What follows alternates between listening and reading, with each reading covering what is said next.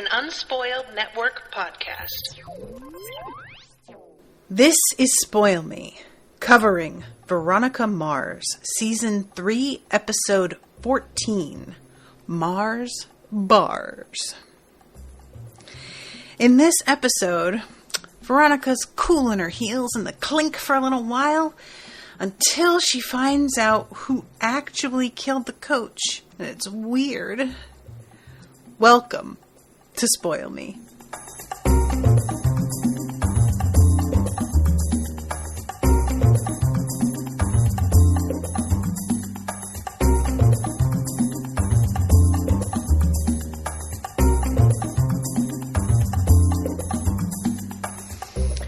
Welcome to the show, everybody. I am Natasha. Thank you very much to Rachel for commissioning this episode. Rachel is here in the chat. She says, I'm here but finishing my run, so I might be slow in answering, just FYI. Good for you, Rachel, for going for a run. How about that? I just finished a workout right before the previous episode, and it was so hard. And I just sometimes I'm like, why do I do this to myself? I don't know. So this episode was a lot. It was a lot of weird bits and pieces. Mostly, I think, the takeaway is that Keith's sheriff again? Which, look, Sheriff Lamb dying isn't how I would have liked for that to go, because that's tragic, and he died in the line of duty, and I feel like that's really gonna give him this gravitas and death that he doesn't deserve. I mean, he definitely shot a mirror before he died, and he sucked. I don't know what to make of the fact that they went this way with his character. That said, I am 1000% here for Sheriff Mars. I'm excited because we haven't seen Keith in this role. It's interesting considering how just like earlier in the episode, the professor had come in and was like, well, Veronica deserves better than to work in a PI office for the rest of her life. And it's sort of like fate heard and was like, you know what? He's right. We're going to make her dad sheriff and give her an internship in fucking actual law enforcement. Rachel says, I messed up the timing, but I'm trying not to give myself excuses to skip Brown's girl. Let me tell you, look, this isn't important to the episode. I apologize. But guys, I had to watch part of this episode while finishing my workout because it was so hard that I had to take breaks, and it wound up taking way longer than I intended. It should have been about an hour, and it was almost 2. So I feel you, because I almost said, I really need to watch the show. I'm going to cut this short, and then I didn't, and I'm proud of that. Anyway, so yeah, the fact that Sheriff Lamb was killed, I'm assuming that a major part of this was maybe the actor himself, like, getting work somewhere else and wanting to leave the show. Or it could be that they decided, you know what, we really need Keith to be the actual sheriff. Because him trying to work through, like, you know, behind the scenes means is a lot more frustrating and less interesting at this point. Maybe they realized that with the way the plot was going, they were going to need to have more direct access to things than they'd be able to believably get away with if the two of them, and the two of them being Keith and Veronica, weren't actually connected to the law. So, either way, I am here for it. I cannot emphasize enough, though, you guys, how weird I feel about the way that Sheriff Lamb died. Like, it's a weird moment. He says something about how he smells bread, is like his last words, I think. And it's honestly kind of unnerving, because like that's something that happens when you have brain damage. Your wires get crossed, basically, and you can have really weird sensory input that isn't actually there. And when he said, I smell bread, I kind of thought, oh my God, he's going to wind up like with a serious injury that they're going to have to work through. It never occurred to me they were just going to kill him off. I was truly shocked by that. Even when Keith gets the call and he says, well, I'm really sorry to hear that, it never entered my mind that it was about Sheriff Lamb. I mean, partially because him saying I'm sorry to hear that doesn't sound quite true. LOL. But yeah, that really came out of left field. And that combined with what it turns out actually happened to the coach is truly weird. It just makes for an episode that you're kind of like, what's going on here? And then we have the subplot with the scavenger hunt with Logan and Mac and company. And that also feels really out of left field. And I'm not mad about any of them. Like, it's not, I wasn't watching this going, what the fuck? It wasn't really like that. It was sort of like, as things began to unfold, I started to really be like, wow, this is just going in a different direction than I expected, I guess. Like, I don't really know what to make of it. And I enjoy being surprised. That's a big thing for me, especially after doing this for so long. It's hard to do. I see a lot of things coming, and it can be hard sometimes to, like, catch me off guard, which is part of why recently finishing up the first season of Broadchurch was so devastating, because they got me. So that really, I think more than anything, this episode, like, kept my attention more than some of the other recent episodes have, in the fact that it was just taking a lot of, like, twisty turns that I wasn't expecting, and I appreciate that.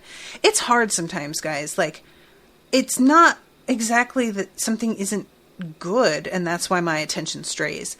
It'll be more that I trust, if I look away from the screen for like 4 or 5 minutes and play a game on my phone, that I'm not really going to miss anything crucial.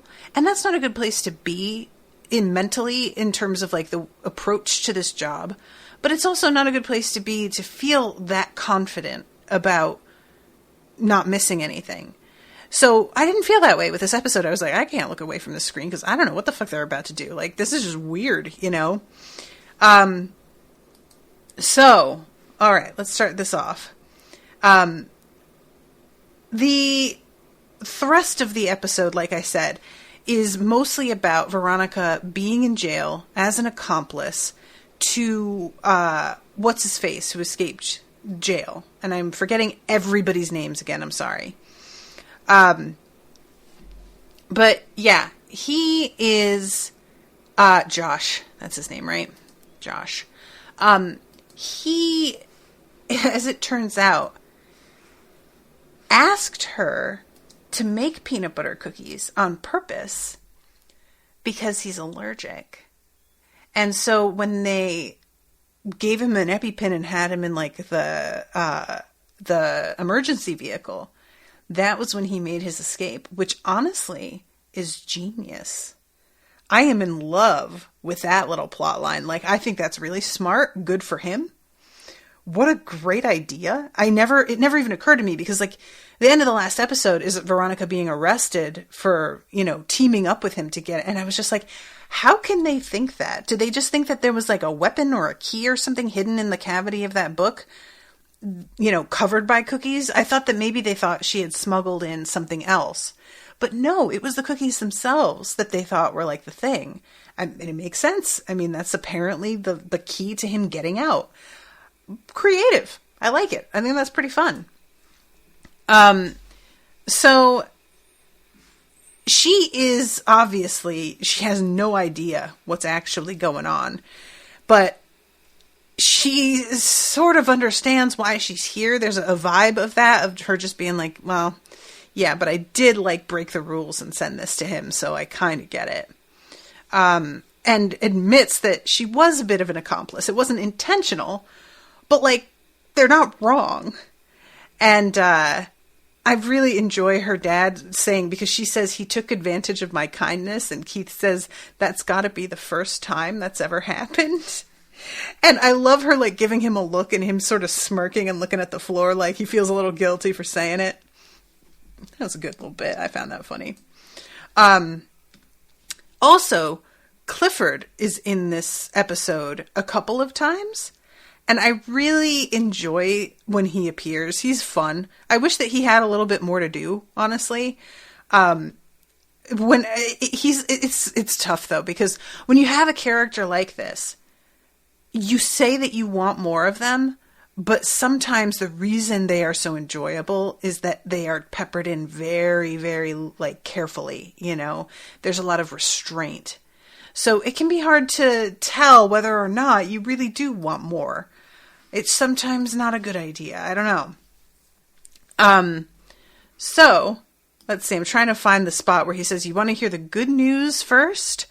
Josh's cellmate and key witness to the cookie incident ate the evidence, and icing on the cake blew a .21 on the breathalyzer when they booked him. No way Lamb can get a conviction, and he knows it. So that is helpful. But he's going to hold Veronica as long as he possibly can, which is unsurprising. I mean, even if there wasn't anything that he could do, he just wants to make her life miserable because she's always interfering in shit, you know? And I can't even be that mad at him for that. She does turn out to be right all the time, but she's also like a college student, and I would be very irritated. They ask her where she thinks Josh is, and whether or not she thinks he did it. And her assessment is, I don't see why he would flee the way that he did if he isn't guilty, which makes total sense.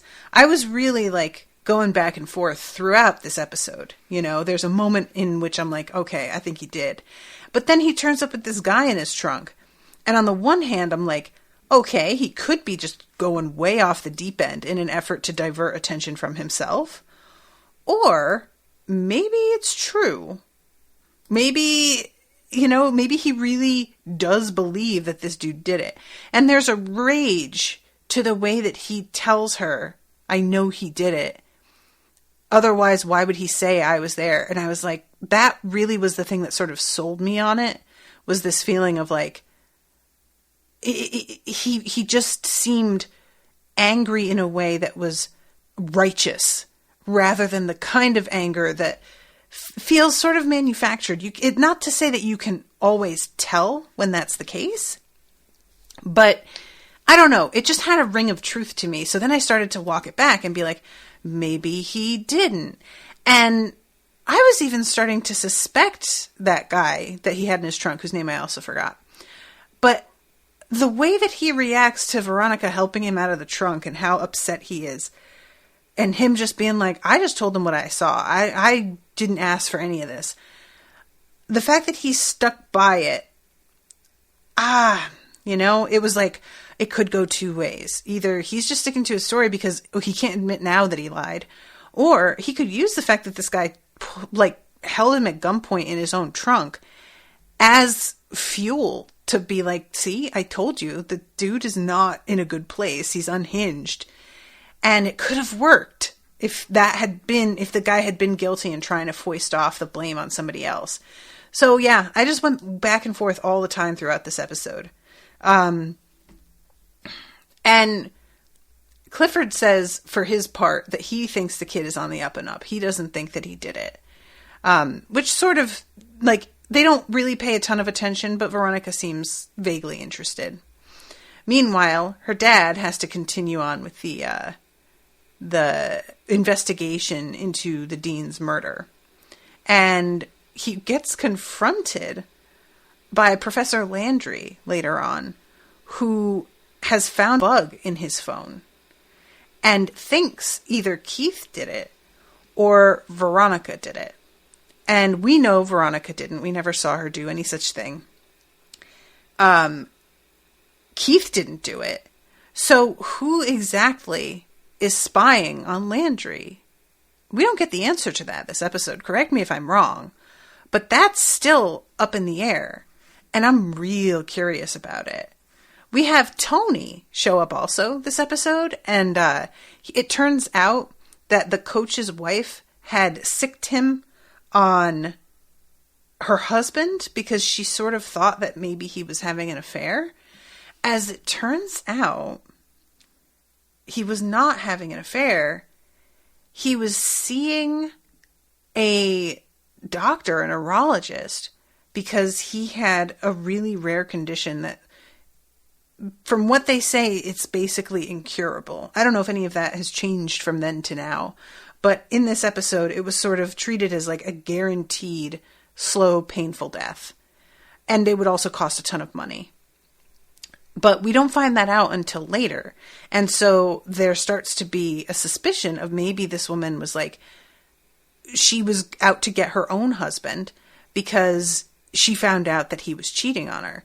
And Tony has some photos of him with a woman, but there's no, as he calls it, money shot. The two of them, the way that they're standing, the body language didn't really look like an affair. And the fact that he wasn't able to get a money shot, it just sort of wound up being nothing. I assume that, you know, the wife had, like, didn't follow up and find out who this woman actually was. I can't remember if that comes up, but I don't think that she knew. Oh, yes. Rachel says, when you're saying Tony, I think you mean Vinny. My bad. I knew it was a name like that. You're right, Vinny. Thank you. He looks like a Tony. What can I say? So, yeah, I don't think the wife ever, like, found that out, right? Does she know by the time Josh takes off at the very end of the episode in order to let the statute of limitations run out?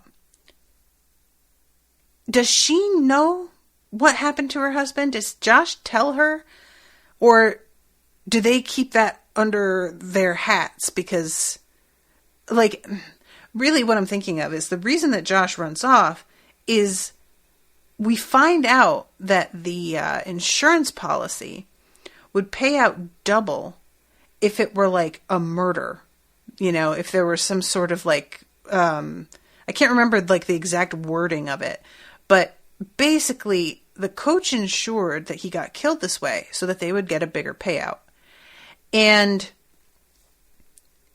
if Josh doesn't tell his mom, which in my opinion is the right way to go initially, then, because like the reason I think that not telling her is probably smarter, I think that because he can't trust that she'll take his word for it. So he would have to send her a copy of the video or let her see it somehow. And since she's under such scrutiny, I feel like the cops would find it and then they wouldn't wind up getting their payout. So I feel like he kind of has to keep it to himself. So what he's doing basically is like, I'm going to let my mother think I did kill my dad for a while. And then I'm going to come back and show her this video eventually. And she'll believe me then because I have actual like filmed proof. But she's going to really think that I did that to her and him for a long time. I mean, at his age, dropping everything and fleeing the country is tough enough. But letting people believe that you murdered your own father, that is really a kind of like sacrifice that even knowing you have video evidence that will exonerate you eventually, that's heavy. So I do kind of admire that. And it turns out that it was the coach's like assistant, because he had been a coach in the army, I guess, and his assistant had been in the army with him. So they had a history, and he really trusted this guy to do something like this and keep it under his own hat. It must have been hell for the assistant to realize that the son was about to get nailed for this murder. You know, like, what do you do when you see that the thing you were intending to like help your friend's family get by, the whole point was to ensure that they were taken care of. And then all of the suspicion begins to fall on the son, and that's not what was supposed to happen. I wonder about this assistant. I mean, has he been like doing some things here and there to try and like shift the focus off of Josh because he's realized? I just really think they should have thought through a little bit better. You know, they should have figured out a way to make the murder feel more, make it more obvious, and maybe chose some place that they were like on camera or something, just to ensure that Josh had a really good alibi and there was no way he could have done it. But, you know, what can you do? You can't have too many cameras because then the guy might get caught. It's just a whole messy thing. But I do enjoy that as a twist. And there's also a pretty fun moment when Keith goes to talk to the coach's wife and she goes and gets a gun. And they really play it like she might be about to kill Keith. And it was one of those things where I was like, they're really going hard in a way that makes me feel like that is what she's doing. But I can't imagine what she thinks she's going to accomplish shooting Keith dead in her own house with her own gun. So I watched that scene, but they have filmed it effectively enough that I still was kind of like not totally sure of myself. And I did wonder, I was like, is she really going to just try and do this? Like, what? And as it turns out, she says that she found out they can test guns and that her husband had a .45, but she knows that, you know, it wasn't her son. It's just that she didn't realize that they could test the gun and be certain that wasn't the one that was fired. So she hid it in order to keep the cops from thinking her son did it. And she hands it over to Keith. And it's kind of a funny scene because he like really thinks that she's about to try and kill him, you know, and she's just like, dude, why would I wouldn't do it here. What are you talking about? It's really funny. And there was a whole other thing. I'm trying to think that God, I had a whole other point that I was about to make on this and I'm forgetting now. But yeah, anyway, I did like how unexpected it turned out to be, in terms of like the motivation behind his murder and everything. Oh, I know what it was. I had assumed that the coach's death was going to wind up being linked to the Landrys or, Dean O'Dell. And I'm a little bit disappointed actually that they aren't part of the same story. The fact that his murder wasn't solved within the same episode led me to think this might be an ongoing thing and there's another person that's been pulled into this whole thing. But instead, it's its own separate thing, which is fine. Like the actual storyline behind the murder is good. And I'm not like, you know, it's not like that's the problem. I was just sort of hopeful that, since Dean O'Dell's murder isn't as emotionally satisfying for me as like the whole story with Lily, I was sort of thinking, well, maybe they've decided they're going to try and ratchet things up by having more people be targets than just the one. And I'm a little bit bummed that they're not doing that because I'm feeling a little bit stale on Dean O'Dell at this point, you know? I'm hoping Keith being the sheriff again is going to open up some new bits to that story that'll make it more, make it feel a little bit fresher again. Because as of right now, I guess it makes sense too that they might have to make him into the sheriff again. I almost said the mayor. It makes sense because she tried to take him off the case. He was like, I'm still going to investigate because I actually liked your husband. And there is only so much that he can do. If she decides that she doesn't want him sticking his nose places, she can make it difficult for him. He isn't somebody with actual authority that anyone would have to listen to. But now, as a sheriff, he can strong-arm people a little bit, you know? And he can push for people to get subpoenaed if they had to. Things like that. So it gives him more power and more potential to do something significant with that investigation. So actually, you know what? I'm gonna talk about that for a bit here because I feel like I've pretty much gone over everything regarding the coach's murder.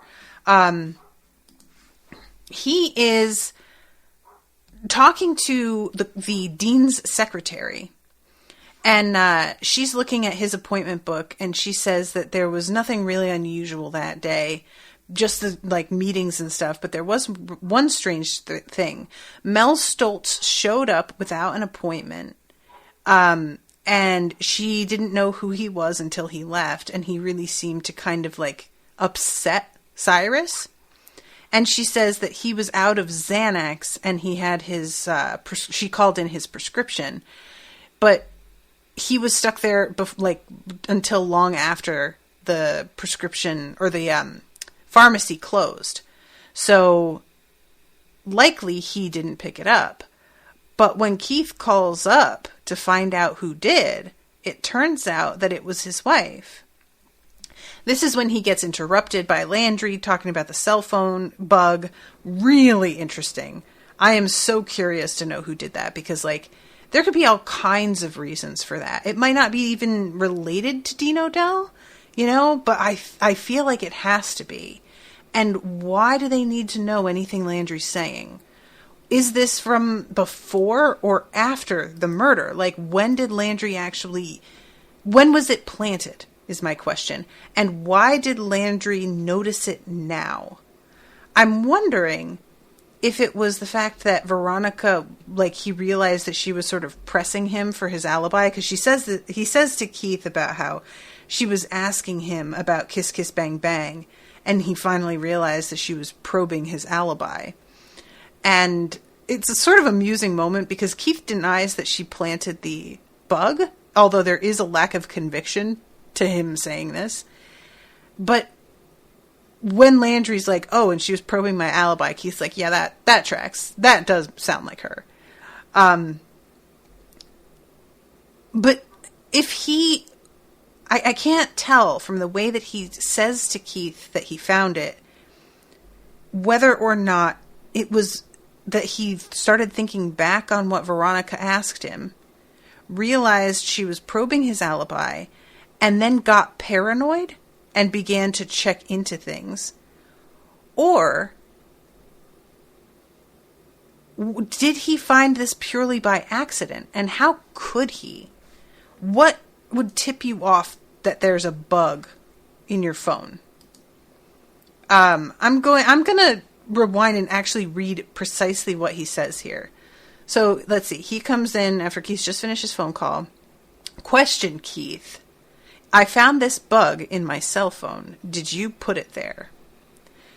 And there's just he doesn't say anything about how he found it. He just says, I found this bug in my cell phone. How? That's my question. I find it more suspicious that he found the bug than that he was bugged. Did you take your phone apart? I guess we're talking the early 2000s here. I think he has a Razor, and those do have removable batteries. So maybe he took his battery out for some reason, because God knows with a fucking non-Apple phone, I had to pop my battery out every 5 fucking minutes to reset the goddamn thing. So maybe that's what it was. But it's a weird thing to even realize. Rachel's saying what I was about to say in the chat. I don't even know where a bug would go in a cell phone. Yeah, he puts it down on Keith's desk, and it really just looks like a flat piece of metal. It doesn't even look like something that functions. It looks like a chip that you would have on a circuit board or something. And granted, I don't know enough about technology to say anything like that with confidence. But I really want to know, where do you fit a bug on a cell phone? And how do you discover that you are bugged? I'm wondering if maybe there was interference to some of his calls, and he started to wonder what the fuck was going on and took it apart because there, maybe he did something to his phone and he brought it to Verizon, and they were checking it out to see if he had dropped it in water and voided the warranty, and they fucking discovered this bug in it. That would be hilarious. But yeah, there's no real explanation on that. So because we don't know how he found it, there's no determining when it was placed in his phone. It could have been something that happened ages ago, or it could be something that he just was done yesterday. I have no theories. So let's see. Oh my God, I forgot that all of this is the cold open, because we don't get to the credits until after Keith is talking to Sheriff Lamb, and he tells him that the prescription was picked up by Mindy. let's see, I'm trying to find the spot here where he says it. I wanted you to bring you what I had as a concerned citizen. Remember the toxicology report? He had traces of Xanax in there with the booze. According to his secretary, he had run out. She just called in the new prescription, which was picked up that night by Mindy Odell. And the sheriff seems to not really, like, register for a second, because of course he doesn't, because he's slow. And then finally is like, wait, call over to her, see if they kept any of the Dean's stuff that we can dust for prints. And bring in Mindy Odell. I want to ask her a few questions. So, I'm biased here. I don't think Mindy did it. I don't think it makes sense for her to have called Keith in to find out what happened to her husband and her be the murderer. Now, I say that. This is like my major gripe with so many episodes of Poirot. These murderers, half the time, get Poirot involved themselves. They, like, bait him in a way that it's like, you have to know that getting this guy involved is a bad idea because he's never not solved it, right? What are you doing? So, I will say it's not unprecedented in mysteries for the perpetrator to do something astronomically stupid like this. That said, this doesn't feel like the kind of show that's going to just be like, yeah, well, who knows why she asked him. She just didn't think he would figure it out, I guess. I don't feel like they're going to do that. If they do, I'm going to be annoyed, just like saying that right now. But if she wants to ask, an investigator, and she doesn't want him to actually find the answer, I feel like then you go to our good friend Tony, a.k.a. Vinny. I'm going to call him Tony forever now. That's just the thing. I feel like, and I'm really like, that's not even fair, because Vinny's good at his job. He's a piece of shit with no moral compass, and that's fine. That's part of what makes him good at his job. But, yeah, I feel like Keith has a reputation, and so does his daughter. And you don't want to get somebody like that involved if your goal is to distract from the truth. I don't think that makes sense. So as much as it does look like she's the one that is under suspicion at this point, I can't believe that it was her. It just doesn't work for me. I'm wondering if there's like... I was going to say, I thought maybe there was... It could be an explanation that she wasn't actually the one who picked up the medication. What if there was somebody who was disguised to look like her or just said that they were her? But depending on the pharmacy, they'll get to know you if somebody's been on the same prescription enough and might recognize you, depending. You would need ID a lot of the time. Not always, though. I know when Owen goes to pick up my prescription, he just has to give them my birth date. So maybe that's all this person needed. And I don't know. The fact that it says that she was the one who came to pick it up makes me think that they did ask for ID. And so either somebody has a fake ID or it was her. I don't know. I don't know what to think. I have to assume that the meds don't have anything to do with his death. That it was a normal, somebody maybe either doctored the drugs after the fact or it had nothing to do with it. But like I said, I feel biased because I don't sense that she had anything to do with it. It just doesn't quite work for me. And let's see, I'm trying to read the subtitles of the moment where she goes in for her interview. I forgot about the fact that Logan comes to see Veronica in jail. It's actually a pretty funny moment. He takes a photo of her behind bars, and that's a pretty good move. I found that really amusing. She says that she's only in there to get away from Valentine's Day, which was fun. I always enjoy when a show has holiday in it that matches up with our timeline. And I still have all my Valentine decorations up, even though it was last weekend. So, I enjoyed this little bit. But we'll get to what's going on with Logan and everybody in a little bit. So let's see. She's being questioned. She says, Hank must have ordered it after I fell asleep. And, they're talking about the movie. I thought she was talking about the Xanax. I love the sheriff being like, pretty late for a movie. Weren't you guys worn out from basically all the fucking you were doing? And she's like, well, some people have stamina. And she says it in this way like, maybe you don't. That's pretty funny. And there's a real back and forth here where he says like lying is a crime. And she says you're thinking about perjury.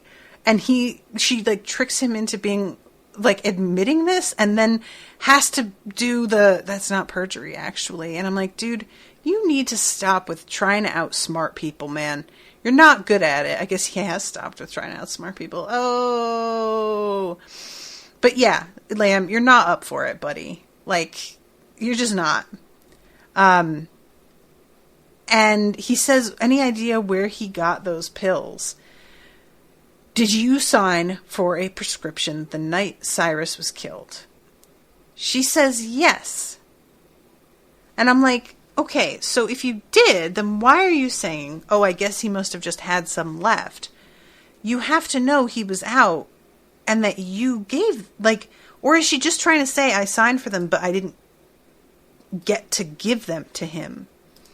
Yeah, she is, because he says you didn't see him after that.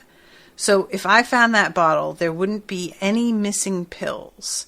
She says there are several missing. I took them. My husband's suicide left me with a certain amount of anxiety. And that's a pretty decent explanation. I mean, it just makes total sense. So they go and find, and it's weird to see like the way that Weevil's being included in these episodes, because like he's still around, but because he's maintenance, it's weird to see him and he's not actually like truly connected to anything. I feel like it makes sense, and it's actually a fairly clever way to keep him on the show, but it is sort of, there's something sad about how he's like around but not involved. Do you know what I mean? It feels like he's watching everything from the outside. And honestly, that's a pretty accurate description of the experience of being around people who have money when you don't, and who have privilege when you don't. That's what it feels like you're watching other people and you just can't get to where they are. And, he's made certain choices, certainly, that have led to him being in this position, but trying to behave as if like the privilege isn't a factor is dishonest. So yeah, I just felt weird about it, because he shows up here, bringing the deputy to Dean Odell's computer, which is in storage. And later on, he winds up finding a bag of like bloody gloves and a bloody shirt that have that I think have Landry's initials embroidered on them.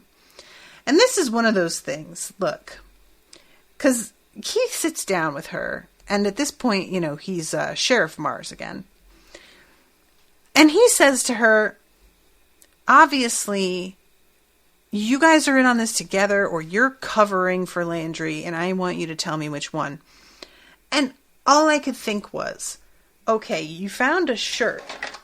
Forgive me, I just picked up a little bottle of water here.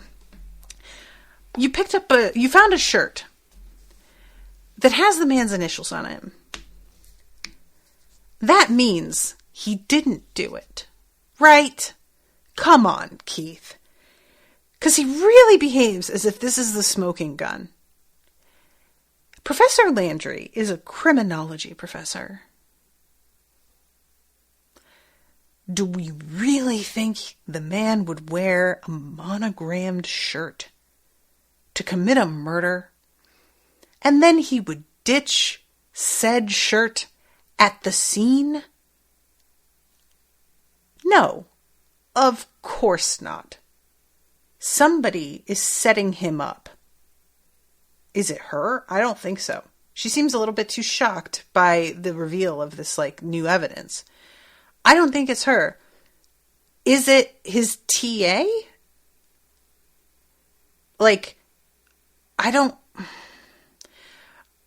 know, because the TA, we haven't even seen that kid in a minute. He was very unlikable, though. So my mind goes to him as somebody who could have had a grudge for some reason against the professor and has access to, like, the professor's stuff enough to be able to frame him with his possessions if need be. Or, I mean, and also we have the whole thing where Landry was in an argument with another man in his hotel room.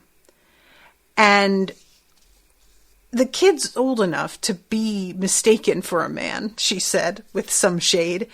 But no, really, like, if you're listening through the door and you've got a kid that's like, you know, probably 20 max, he could sound like a grown-ass man, and you wouldn't be able to necessarily tell.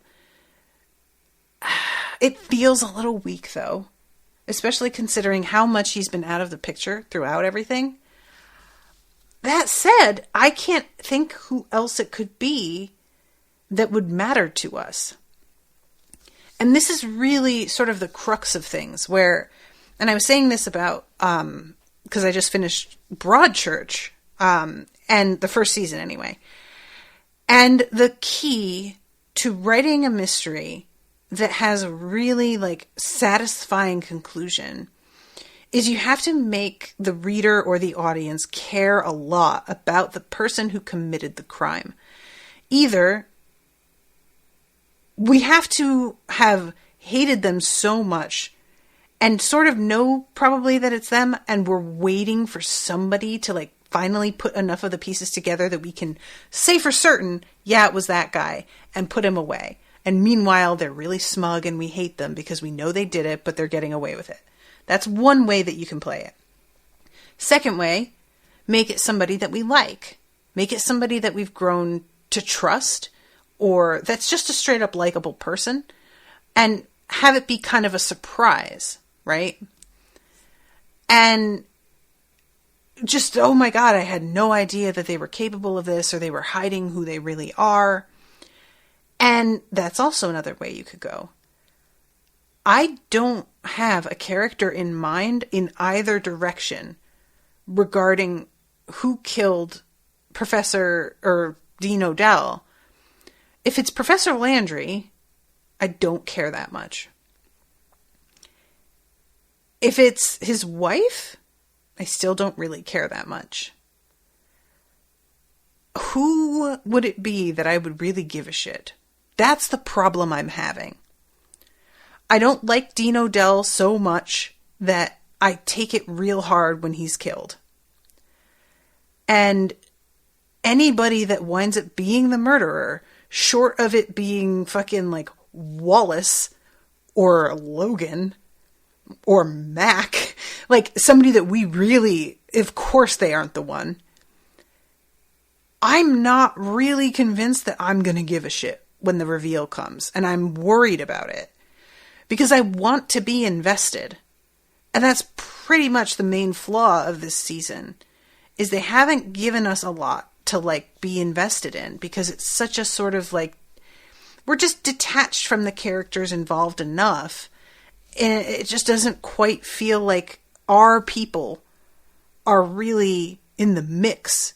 They're investigating, but they aren't personally invested the way that Veronica was in Lily's case, where it's her friend and her boyfriend who's accused and suspected, you know?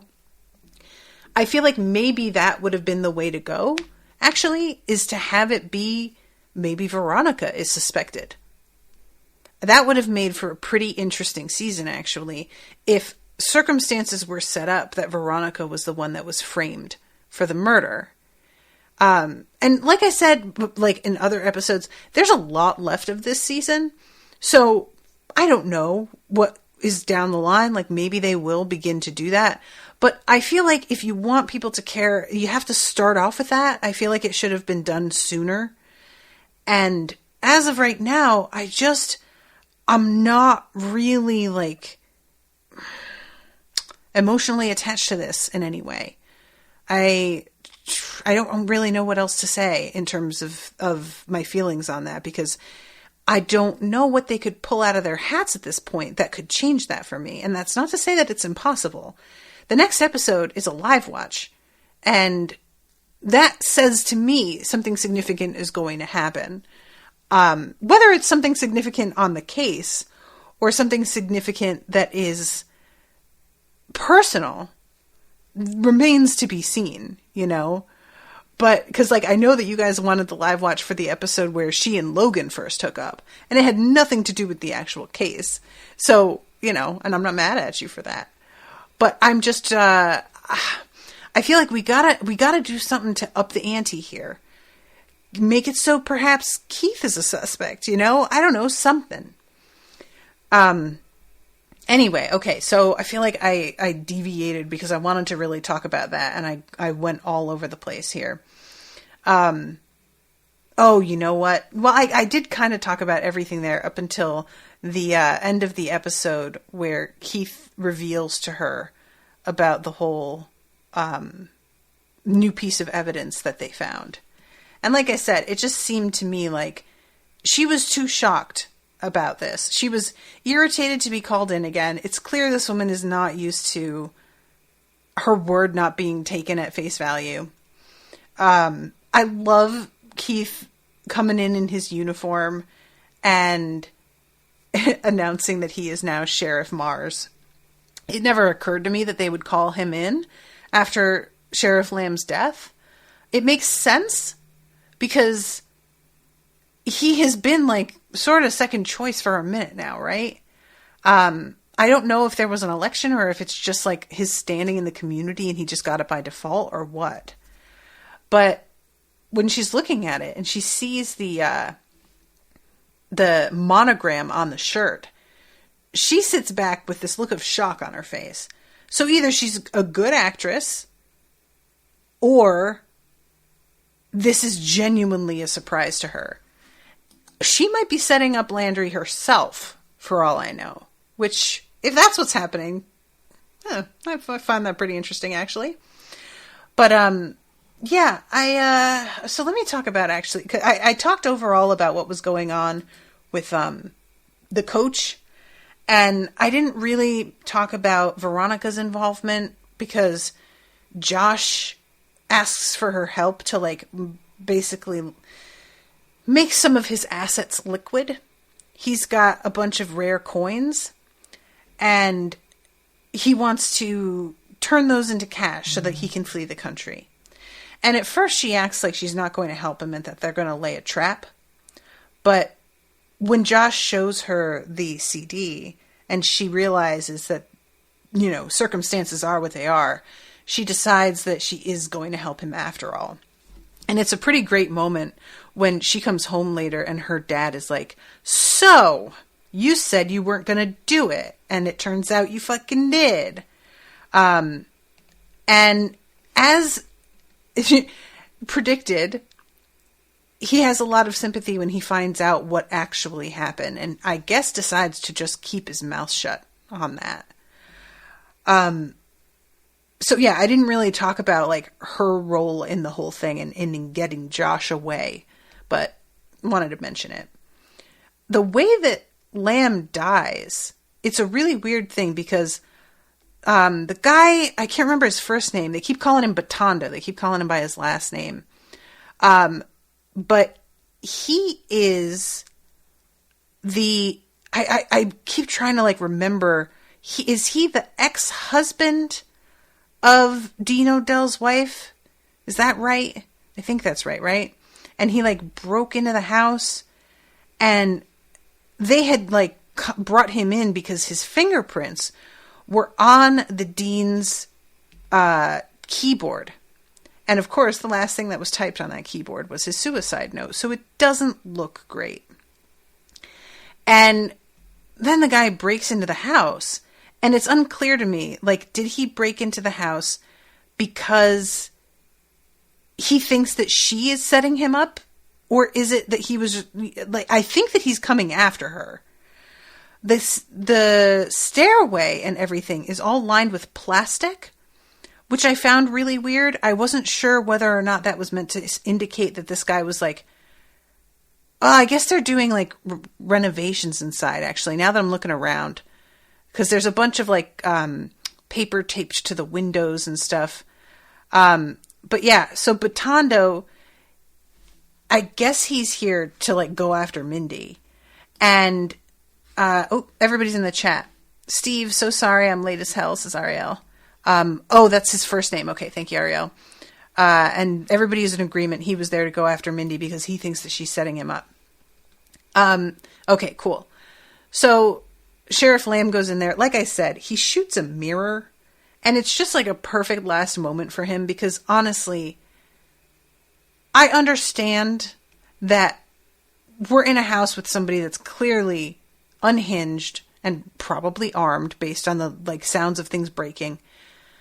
But when your instinct at seeing another human body is to immediately pull the trigger, it's bad and he shouldn't be a cop. That's just like my opinion, man. Okay? So the fact that that's like how he goes down is he's too distracted at the fact that he shot a mirror to notice the guy sneaking up behind him is honestly so perfect that it's almost mean-spirited. So this guy has a baseball bat and he beats the shit out of Lamb. I mean, it's really pretty like brutal watching all of the blood come out of the back of the guy's head. He gets shot and goes down by the deputy. And in this case, shooting the guy, that's fair. You know, he's beating somebody to death. Okay. But then the sheriff says, I smell bread. And I was like, ooh, shit's going to be real, real bad. Meanwhile, Keith has decided to like follow the deputy into the house. And I'm just like, dude, what are you doing in here? I understand that you want to be involved, but this doesn't feel like the place for you to be. Nevertheless, it turns out that the deputy isn't really like thinking straight because Keith has to be the one to tell him to call an ambulance. And it was just kind of like it was a crazy death. It was just super unexpected, you know? So, all right, I'm going to back up now. I don't have that much time left, but I do have to talk about the scavenger hunt. Okay, so this is weird, guys. You know, like in an episode full of weird stuff that I wasn't expecting, this is the weirdest. And Sheriff Lamb died this episode, and I still feel like this is weirder. Correct me if you don't feel the same, and that's fine. But what we have basically is we've got Mac, her boyfriend, and their roommate whose name I will never remember in my life. And they want to participate in this like Valentine's Day scavenger hunt. And they ask if they can borrow Logan. And he agrees. And then we go and see that it's like a competition thing. And the reward is backstage passes to all of tomorrow's parties. Which I don't really know what that means. Like, all of the parties on campus? All of the party, like, what else is the other thing that's going on? Like, are they having, like, concerts on campus and then there's after parties? Or what is that? What is a backstage pass to a party? A party is in a house, in a room. Like, what's backstage at a party? What is that? What does that even mean? I don't get it. Everybody cheers and acts like this is a really great prize and a big deal. And I'm like, is it? Parker. Thank you, Rachel. Rachel's in agreement with me that this is the weirdest part. So anyway, we get a montage of them all working together. And there's a variety of things that they have to do. The first clue is in the Kama Sutra. And what they have to do is take photos of themselves completing the tasks in the scavenger hunt, send them to the number of the guy who's like running it, and then they will get given the next clue via text, and they will, get to go on to the next section of their mission. So the first one is the Kama Sutra. I find it to be a really amazing joke that none of the characters acknowledge, which I find weird. They're trying to get into position, and Logan stops and says, no, that's splitting bamboo. Hold on. And so, like, Logan is, like, versed enough in the Kama Sutra to remember the name of a particular position as they're doing it and be like, oh, no, that's not it. Logan, buddy, you need to apply yourself to your studies more, sir. When these are the things taking up space in your brain, but you're fucking failing your classes. Clear up some of that hard drive and assign it to other topics, is all I'm saying. Okay? Anyway, then they have the, like, going to the drugstore, and they all have to buy these, like, boxes of giant condoms. And it's one of those scenes where the woman behind the counter is behaving in the way that everybody is afraid of somebody behaving. Like, when they purchase condoms, but never actually happens. Do you know what I mean?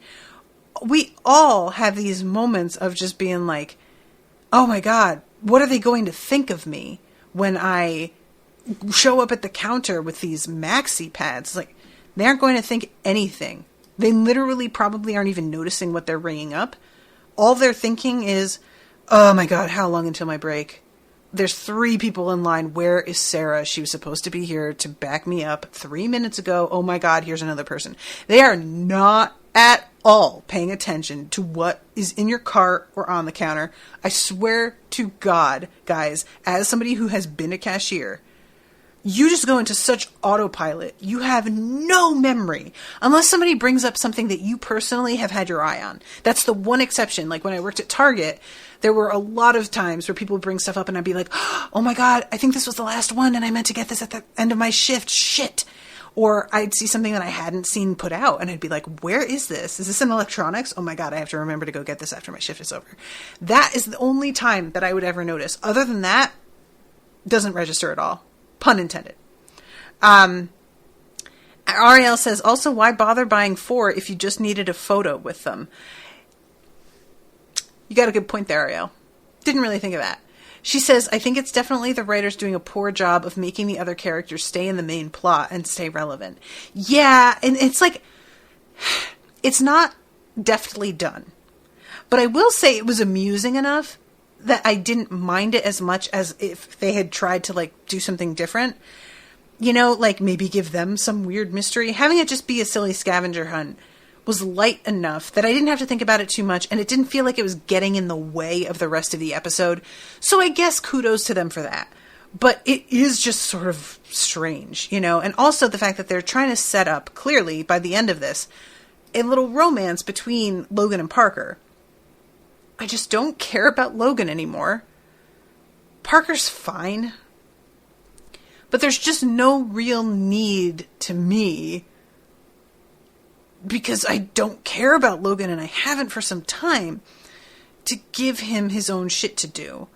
Let's just leave him behind. But they can't do that, and I understand. I just wish that they were like, that this wasn't a TV show with contracted actors, and that this was a book where if the writer decides they just want to drop somebody, they can do that, and then they're just not in the story anymore, you know? But, oh my God, I had forgotten. There's a moment in which Veronica is watching TV, and I nearly skipped this. I almost forgot. But she is, I don't remember what she's even watching, but there's like an audience. It almost looks like a boxing match. Oh no, this is when she figures out, that's right, about the Clippers game. And she had been going to watch something else, and it got pushed back because of the Clippers game. And so she realizes later that the ear witness, which I still think that's so funny that that's what they say, they're wrong about the time of the gunshot, because the show they watch usually at a certain hour was knocked back an hour due to the Clippers game being on. So I really enjoyed this too, because Owen hates basketball purely because when he was a kid, there was some show that he really liked, and it always got cut off because they were playing a basketball game at that time. And he has this like vendetta against basketball to this day because it interfered with this show that he really loved. It wasn't even that it would get pushed back. They would like cut the end off or like take it off the schedule entirely. So anyway, yeah, there's this like the scavenger hunt, and then the whole final thing where there's like a balloon way out in the water, and both Logan and Parker swim to go and get it, even though it is frigid out there, proving that she is a cool girl and deserves his attention. They wind up getting third place, unfortunately, despite all of their very good efforts, which I really do have to say, too. It's remarkable to me that the people organizing this event created totally separate scavenger hunts for each group. That's bananas. I don't know if it's like they just got sent to slightly different places, because everybody brings back the same balloon. But it seems like they weren't competing with other people for the same exact balloon, which I really thought was going to be the thing. But no. And so Logan is now interested in Parker, and we see Veronica spotting them sitting together in the cafeteria and chatting. And it's a bit of a moment for her. And also, Mac winds up sleeping with her boyfriend for the first time, I think. And get it, girl. He is so adorable. Good for you, Mac. Good for you. Proud of her. I'm really glad that she is able to move past the trauma of fucking what's-his-face. Because that was, she did not deserve that. So yeah, that was sweet. I at least, I like Mac and I care about that. So I like that. That was fine. I think I'm out of time. Yeah, I'm out of time. I'm over time a little bit. So I'm going to wrap up, but thank you guys so much for hanging out with me. Reminder, the next episode is going to be a voyeur, so that will be Friday, a week from today, Friday, February 26th. I will watch that live at 5:30 Central Time, and I have no idea what to expect, but I'm excited about it. So, yay. Thank you guys again, and hope you're enjoying the coverage. I will see you next week with the live watch. Toodaloo, motherfuckers.